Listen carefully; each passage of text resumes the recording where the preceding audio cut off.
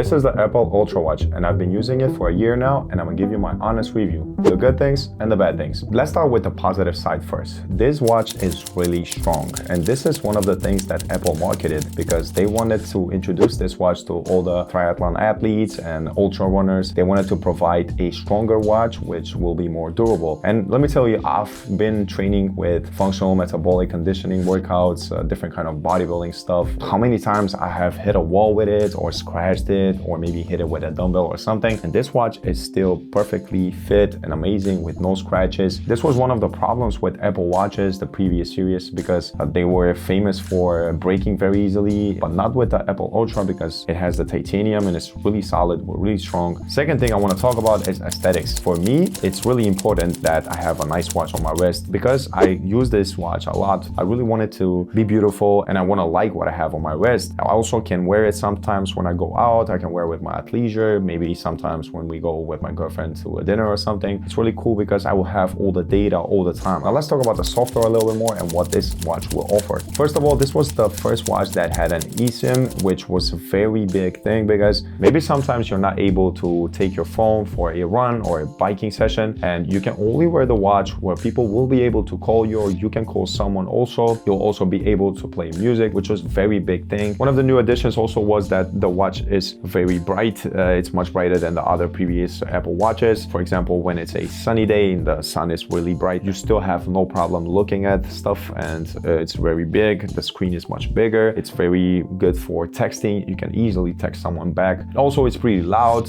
If someone calls you or you call someone, it's very good. The speakers are very clear and loud. You can easily talk throughout the watch with no problem, with no issues. Hello?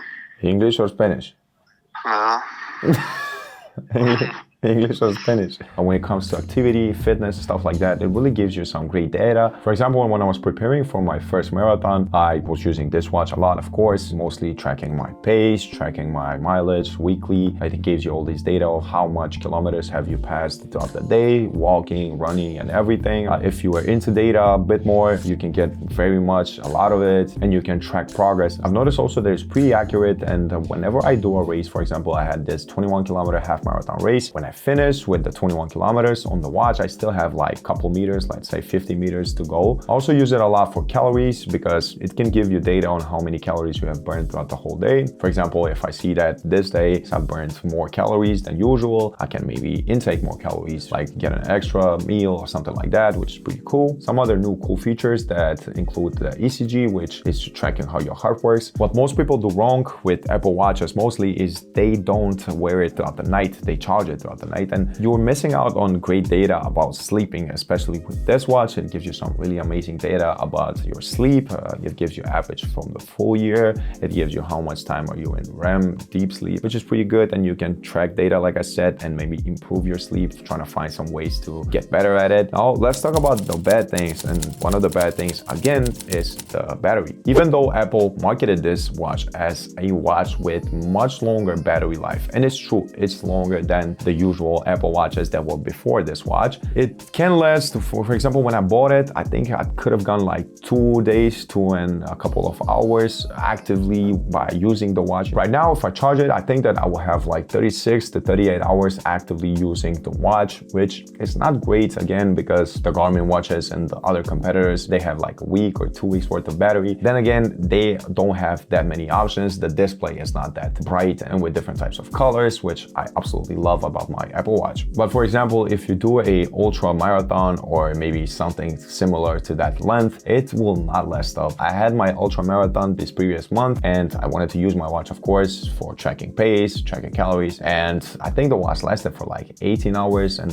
the run was 24 hours long. So for the last 6 hours, I didn't have my watch. One other downside that I don't honestly like is the new action button, which they promoted as a great new feature because you can actually put whatever you want here and you press the button and it will immediately start that action. But the thing is, for example, me, I do a lot of training, like I said, and for example, whenever I do burpees or whenever I have push-ups or anything that has wrist flexion, the action button will get easily on. It's very soft, like whenever I merely touch it, it will put the task that I have on. And for example, if I have my arms dirty or if I have a lock, because you can put a lock whenever you go for a swim or you go for a shower, so that that water doesn't enter, the action button is still available. So for example, if it presses, then I can't change and it has to stay on the activity that I have, which is something I don't like. Maybe they can change that, or maybe they can make it a little bit harder so it's not really easily activated. The price right now for this watch is set at $499, something like that in the United States, and probably in some European countries also. In my country, it still holds the price of, I don't know, like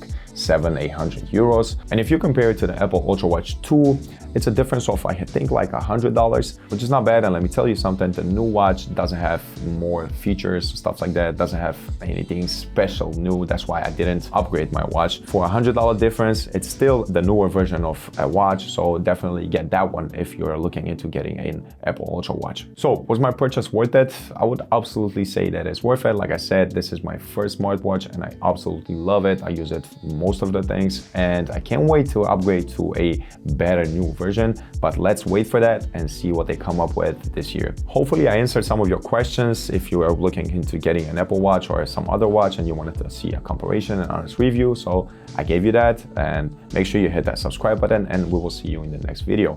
Peace.